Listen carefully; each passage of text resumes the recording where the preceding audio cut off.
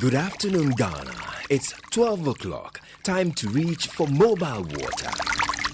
Mobile water, unique in every way.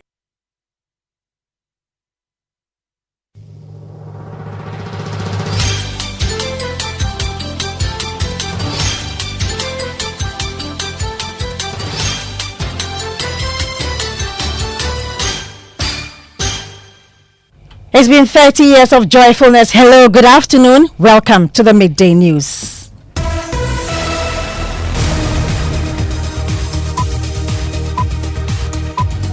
The Midday News is live on Joy 99.7 FM and Hits 103.9 FM here in Accra.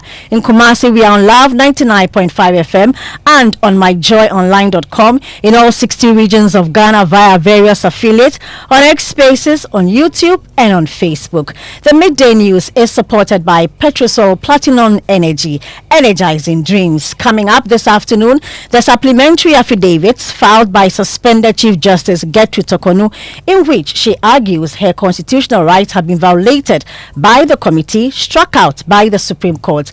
We have details of the decision of the Supreme Court, plus the spirited arguments of lawyers on both sides. Also in this bulletin, government gears up to roll out its much-touted 24-hour economy policy. As President Mahama confirms, he has reviewed the final draft, saying the framework is ready to deliver results. The broader plan. The 24-hour economy program identifies priority value chains across all regions, and these include agro-processing, pharmaceuticals, textiles, light manufacturing, tourism, digital services, and the creative economy.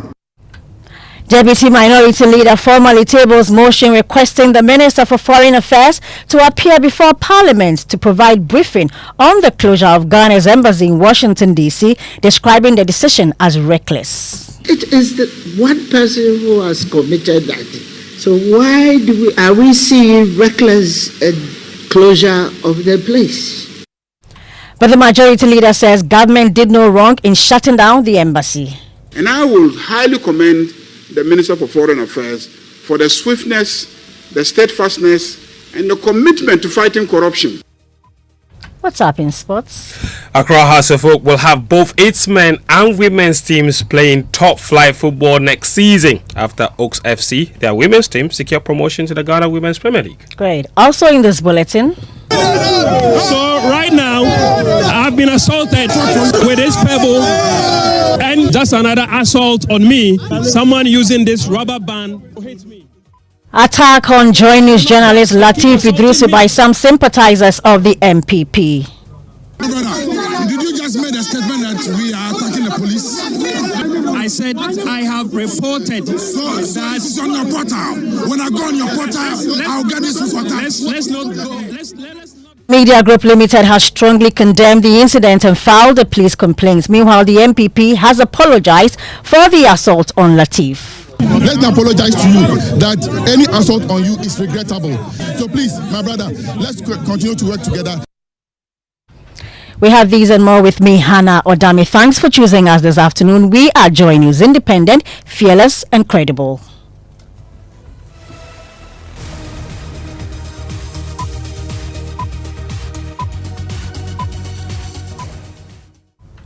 In our first story, government is set to roll out its 24-hour economy policy. President Mahama says he has reviewed the final draft and described it as clear and results-driven.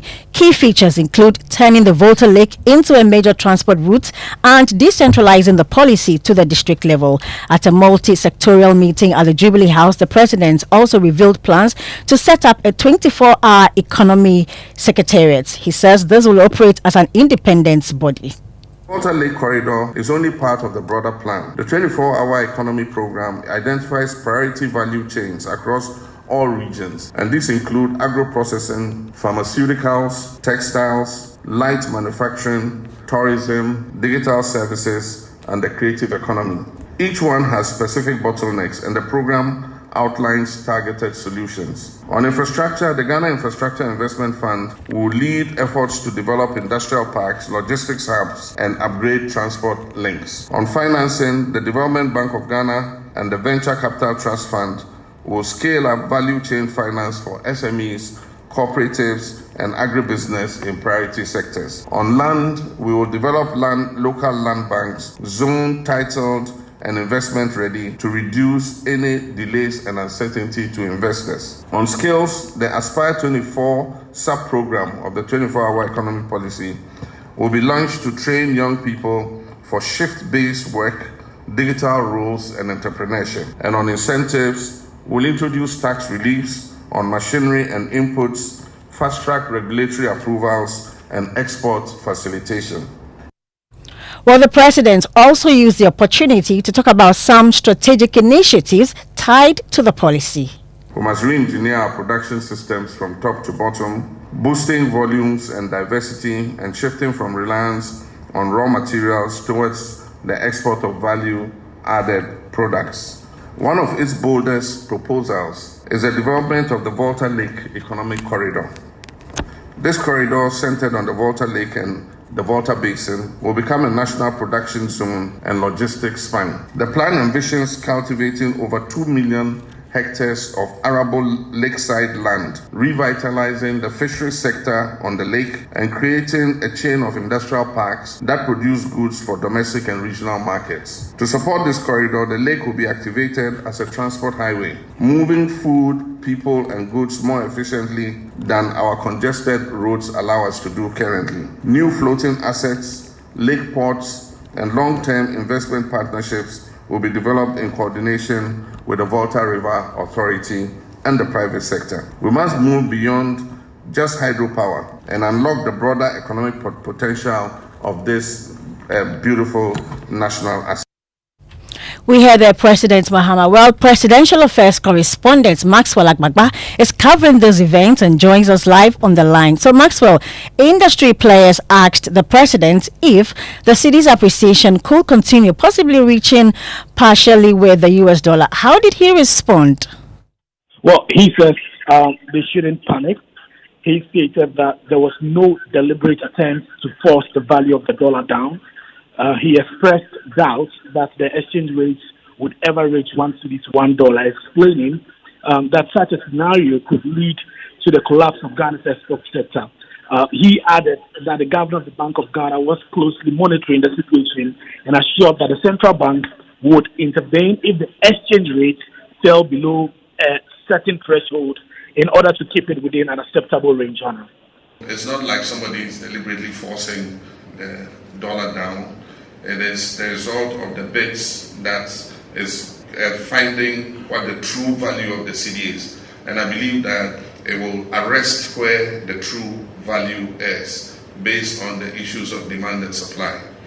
And so I don't envisage that some people say it will come to 1 cedi, $1. No, that's extreme. We'll eventually collapse our export sector if that happens. But I think that the governor of the bank has an eye on it, and if it goes below a certain floor, I'm sure that the Bank of Ghana will make an intervention to make sure that it remains within a certain band that gives the true value of the cedi against other foreign currencies. So don't panic. We had the President Mahama. Let's stay on the cedi because former Trades Minister Dr. Spio Gabriel says the 30% gain by the cedi against the dollar and over 20% against the pound and euro is no fluke. Speaking to Joy News in Abidjan during an exclusive interview that's set to air later tonight on Upfront with Blaise Suga, he described the appreciation as a result of government's deliberate efforts. It's the first time in a long time, at least in my generation, I'm 70 plus years old, that prices are coming down, fuel prices are coming down, spare parts prices are coming down, and even traders are appealing to themselves and each other. And there are videos online that we are all reading about traders, knocking their buckets and clanging their horns, saying, time to reduce prices, reduce prices, reduce prices. Teso, teso, teso. Yeah. I mean, teso is now become a national slogan, for price reductions. Right. And most people have not seen price reductions in a long time for any kind of goods and services. So that's a great time for any economy. And at the rate at which the cedi dollar exchange rate is progressing, 10 cedis to a dollar, I mean, that's something that nobody has ever thought or even could have predicted in January this year. Major achievement. I see. And speaking about the cedi, In the last 690 plus days, as the experts are calling it, the cedi has not performed this way. Correct. World's best performing currency. Right. Currently. Do you feel that this is artificial, or is something we can sustain? If it was artificial, why didn't that occur last year under the MPP? If it's so artificial, any magician should just pull that ratio out of the hat and then have 5 cedi to $1 exchange rate. But it takes intelligence, it takes capacity, it takes experience to know how to juggle or massage the economic activities. Well, he also responded to comments by former Vice President Dr. Baumia, who claimed government has done nothing to influence the current gains. Dr. Mahmoud Baumia says no policy is backing the kind of economic rebound those are theories. Seeing. You see, if you tell the market woman you don't see a policy, you don't see a policy. If the policy is let's reduce inflation, is that not a policy? You think a policy has to be written in a book? In his knowledge, that's policy. The word policy, one sentence can be a policy. One sentence. Really? Yeah. The government of Ghana is against abuse of office. It's a policy. But how many words or paragraphs or books or pages does a policy have to have in his knowledge, academic knowledge? So he's just doing theory? It's theory, because a policy doesn't have to be 20 pages. There's nothing anywhere in the world. And you can Google it. That's the policy must be 20 pages, 50 pages, 10 paragraphs. No. A policy is a statement of fact that this government will not tolerate abuse of office. You heard there Dr. Ekos Spiogaba speaking to Joy News. That full interview will air tonight on the app front. Let's go to the courts. Chief Justice Gertrude Tokonu is a leader of the judiciary. Lawyers bowed to her, but today she stood and bowed before a panel of her equals as she makes a last-ditch effort to stop the ongoing constitutional process to remove her from office. The Chief Justice wants the entire process stopped and the judges on the special committee removed. But then, even before the substantive application will be decided, she has suffered an initial defeat after the court struck out some dispositions she had made in her supplementary affidavits. Member of our legal affairs desk, Kwekwa Sante, has been in court and has been monitoring proceedings for us and joins us on the phone lines with some details. So, Kwekwa, let's start with that initial objection by the AG to strike out Justice Poaman and other members of the committee from the suit. What were the arguments and how did the court rule on that? So, Hannah, on the face of the writ that was filed by the Chief Justice lawyer, Dr. Odame, you realize that the first defendant is the Attorney General.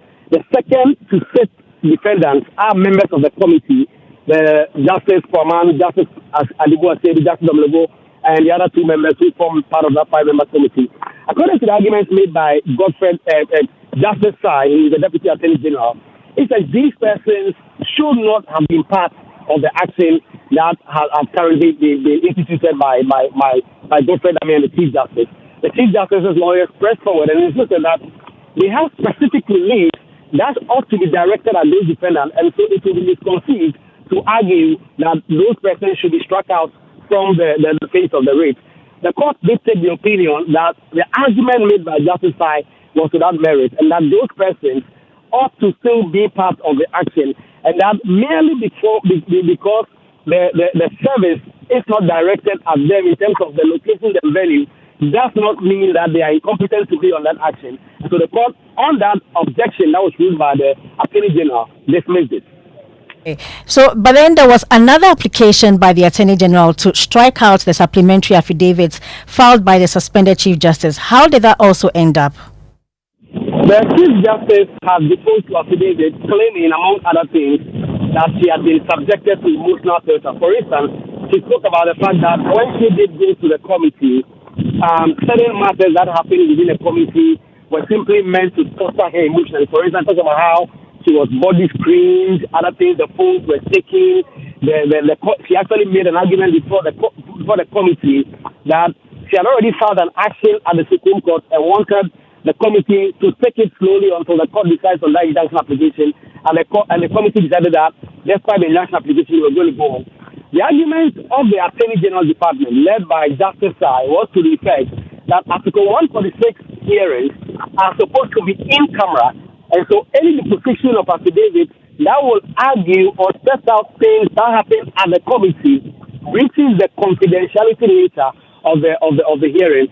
Dr. Odame fought back and insisted that even if the depositions were said to be part of the in-camera hearings and they infringe on the constitutional rights of any person, in this particular case, the Chief Justice, the Chief Justice can take up a suit at the court and vindicate a right on that matter.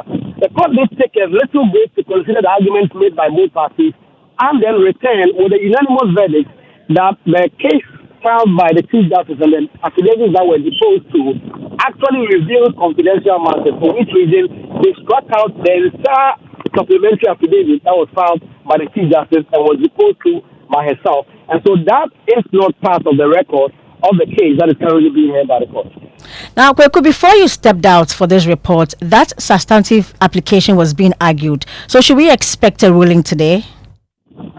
Well, yes, if anything that the president of the court has made in some of these matters, the court will definitely give a ruling, but will defer its full judgment to a later date. Just when I stepped out, Godfrey Odame was making the substantive case for the Chief Justice, arguing that in their case, even a prima facie case has not been made out against the Chief Justice as of yet, because being a quasi judicial decision, the Chief Justice ought to have been informed about the specific cases that have succeeded in the prima facie determination. And then he goes on to make the argument that Justice Foreman, who chairs the committee, actually gave judgment in favor of one, Daniel Okori, who is part of the petitioners in this case, for which reason he must be disqualified. The judges have been throwing some questions at him about whether or not a judge who sat on a case and decided on the merit of it can be said to be biased. But Justice Godfrey Odame has made this case. As regards to Justice Samuel Adibu Asebi, the case being made by the Chief Justice is to the effect that Justice Samuel Adibu was empaneled to hear a matter regarding the Chief Justice before the President appointed him to be part of the committee. The questions that came from Justice Kulindi and Justice Tangu were to the effect that had the court started hearing these matters even before Justice Adibu Asebi was appointed, the court again asked, there have been several instances where judges are sitting on the case and then the judges are appointed or promoted to superior courts. Does that mean it affects the judicial independence of those judges? The justices seem to disagree with the Attorney General on that point, but they heard him on that. Just when I was stepping out, they had finished his argument, and Justice Sai was responding. As to your question, we expect that the judgment will be delivered today. Okay, so we await you reporting from the records. We heard there Kweku Asante. He's a member of our legal affairs desk. To other stories, Enjoy News and the Multimedia Group Limited have condemned the assault on journalist Lateef Idrisu. Lateef was attacked while reporting live from the Economic and Organized Crime Office Yoko headquarters in Accra. He was covering the arrest of the Ashanti Regional Chairman of the MPP, Bernard Enchibuesiaku, popularly known as Chairman Wuntumi. Some supporters of the party who had marched up at the scene verbally and physically assaulted the journalist, accusing him of biased reporting. Brother, did you just make a statement that we are attacking the police? No, we reported what just happened with regards to the arrival. Hold on. Calm down. Did you report to the public that the police or the Yoko staff were attacking you and they took your phone and they made sure you deleted every footage you took? I have reported that. Have you reported? Exactly. So it's on record. Joy News. So right now, I've been assaulted with this pebble,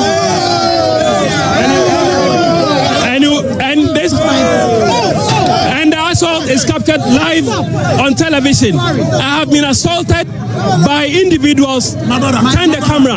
My brother. Well, the MPP has since apologized. Let's listen to the party's national youth organizer, Salam Mustafa. We have seen that we have conducted ourselves very, very well here. It is rather the security people who have come to make this place as it is now. So first of all, let me apologize to you that any assault on you is regrettable. It is not any intentional act to attack you. So please, my brother, let's continue to work together. You have seen how they have handled citizens of this country. So I beg you, please, take the apology from me and let's move from where we are that we have been working together. Nobody will attack you here. Nobody will attack you. Well, the Multimedia Group Limited is not taking this lightly and has filed a police complaint. Join News senior editor Evans Mensah joins us in the studio with more on this. Now, first tell us how Lateef is doing currently. Lateef is doing well. Okay. This morning he's seen he's been at the hospital for medical examination, but he's in good spirits and he's doing fine. Great. But then what other steps has the Multimedia Group Limited taken? So we filed the police report, Okay. On the back of which he's done the medical examination. And obviously this must be condemned in uncertain terms. There's no place for assaulting journalists in the line of work. It's just like assaulting a doctor who's doing his work, or assaulting an MP who is simply doing his work on the floor of Parliament. There's no place for that in a democracy like ours, and that is why we've taken the step. Yes, the MPPD have apologized, we acknowledge that, but if you assault somebody, it's a criminal offense, and so the police must look into that and bring the individuals who assaulted him to justice. And thankfully this was captured on live television, and so the police should have enough evidence to pursue this matter, and that is why we have placed it where it's supposed to be placed, with the police to investigate and bring people to justice. But Latif is doing well, and we're happy with that. Great. Thank you very much, Senior News Editor Evans Mensah there. Let's move on. And the Deputy Minority Leader in Parliament, Patricia Appiagyei, has officially tabled a motion demanding the Minister for Foreign Affairs to appear before the House to explain government's decision to close Ghana's embassy in Washington, D.C., describing the move as reckless. Speaking at a media briefing by the leadership of Parliament, the MP for Asokwa raised concerns over what she called the abrupt and poorly communicated closure of one of Ghana's most strategic, important diplomatic missions. The Foreign Affairs Minister Samuel Okudzeto-Ablakwa took that decision following claims of corrupt deal by a local employee of the embassy. We don't want a situation whereby the embassy is closed without any parliamentary consultation. It is, we are told, it is at the full support of the President. But we know how the processes with which we can execute before such closure. It is the one person who has committed that. So why are we seeing reckless closure of the place? Have we assessed the diplomatically costly exercise which they have undertaken? It is important that that person is brought to book. Then we demand that the foreign minister must appear before Parliament to explain. Otherwise, our job as an oversight, being responsible for overseeing the performance of these sectors, will not be properly executed. Well, the Majority Leader Mahama Yariga says the closure was important to safeguard the integrity of the embassy. Now, if you withdraw the staff there, how will the embassy function? You have to shut it down until you send a replacement staff. So you disengage, or he suspended the local staff that were engaged, and then he withdrew immediately our staff, and he immediately dispatched a new team who will be arriving there, I think, this morning. And by tomorrow, Thursday, the embassy will be fully operational and functional. Please tell me how wrong this decision is. Because you can't also allow them to remain there and continue to undermine the image and reputation of your country. By the time we heard, the intelligence agencies in those countries have picked it up. And then the public that is assessing our services have picked it up. So you have to take quick and immediate measures to redeem the image of the country.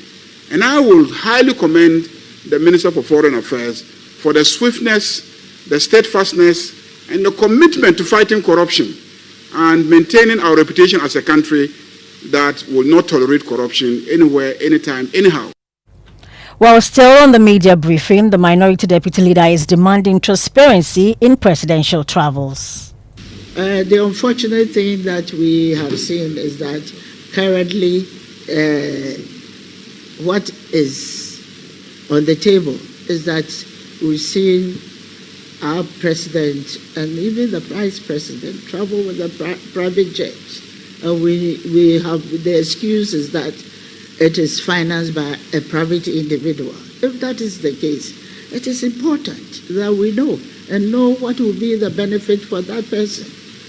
Are you fueling, or what are you giving back in return? Because it cannot be that free.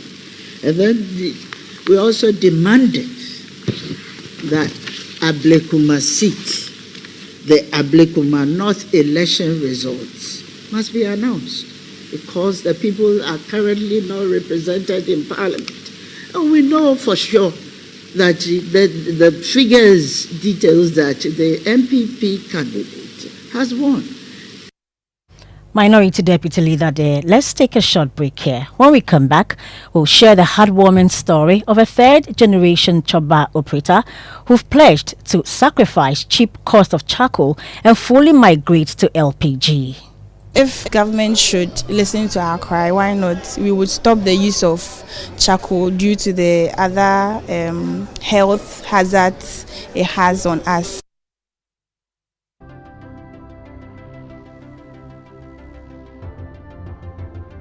When budgets are tight and money difficult to come by, you want to be sure you get the best value for your money. These are not times to be spending money fixing expensive engine problems because of cheap fuel and lubricants. Drive to a petrol source station today and buy your quality fuel and lubricants, and rest assured of fuel that lasts long and lubricants that prevent expensive engine problems. Hear the sound. Petrosol, clean fuel in full quantity. When I wake up in the morning, I brush my teeth with Kale Charcoal toothpaste. This gives me confidence all day. Anytime you meet Amma, don't be surprised I smile showing my beautiful white teeth because I don't have cavity thanks to Kale Charcoal toothpaste for its natural charcoal properties. In fact, we are like twins. I can't go without my Kale Charcoal toothpaste. That be why I dey use Kale Charcoal toothpaste morning and night when I dey go bed safe. It dey make my teeth white when it dey comot every scent from my mouth inside. My confidence level they go up, so I dey show my 32 teeth all. Introducing the Kale Charcoal toothpaste, formulated with activated bamboo charcoal powder, ensures whiter teeth and removes bad breath. The strong natural property of the activated bamboo charcoal removes bacteria, absorbs surface stains on our teeth caused by coffee, wines, and tobacco. Welcome, Kale Charcoal toothpaste. Kale Charcoal toothpaste, Sankofa Yenchi. Kale, happy smile. This advert is FDA approved. Hey, dear Niham sir. And stay soft concentrate fabric softener. I was such it move. Yes, send it say be here met na oche. Niham it's na oche. No bia baby some was some demoni na say. Dear Niham say. Fair quiet yesim biara association Ontario. Use stay soft and Niham it's na oche. Nani boss to tap from cra. A fabric softener. And ye near say sir. Choose to stay soft. No so say no. FDID a dreading cra to yatu.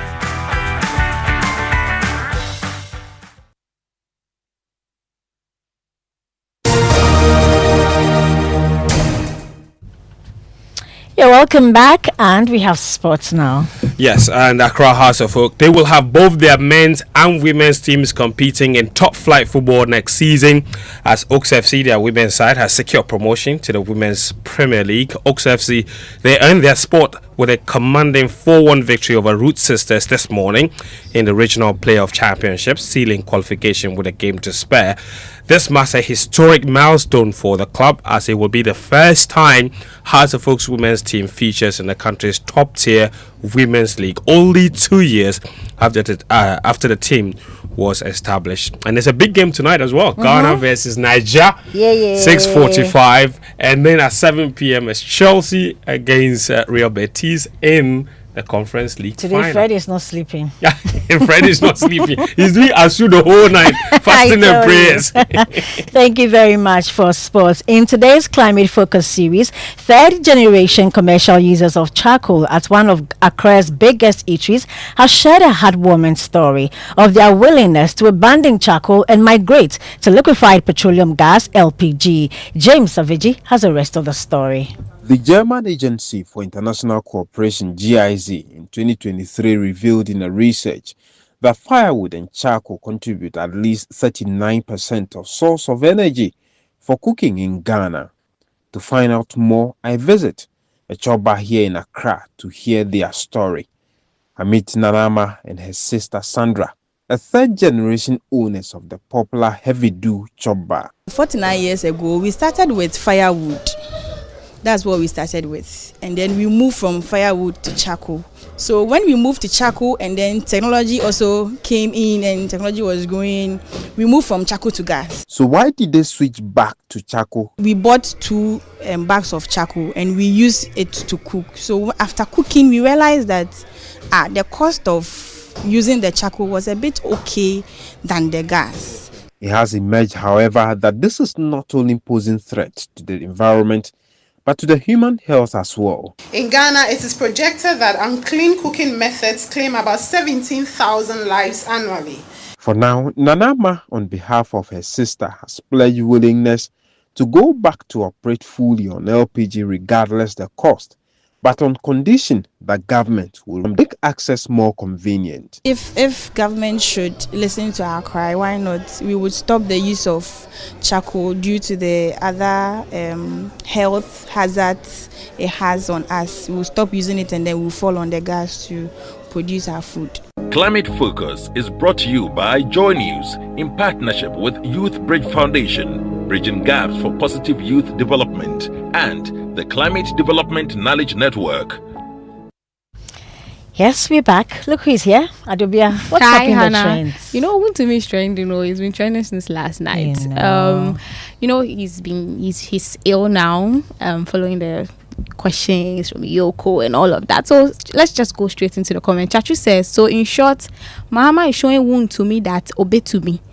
Mahama says, so what he's saying that Mahama can do something, and that is why Wuntumi is where he is now. A few people too have condemned the assault on Lateef yesterday. Yeah, someone says this was so wrong. Lateef should not accept any apology from anybody. That's a bit violent. I mean, you know, the youth organizer, the national youth organizer, apologized on behalf of his people, but somebody is saying here that Lateef shouldn't accept the apology. So many people, there are so many comments here of people condemning the assault on Lateef. So Wuntumi and Lateef are kind of trending. What about the football game tonight? Oh, they are trolling Nigerians. So Ghanaians are trolling Nigerians. We believe so strongly that we are going to win. I just hope that happens. So tomorrow we will know. Right. Thank you very much, Adobia. That's it for the Midday News. Thanks for joining us. I am Hannah Odame. You can find more stories on myjoyonline.com. Pastor Mensa Otabel comes up next with Living Word.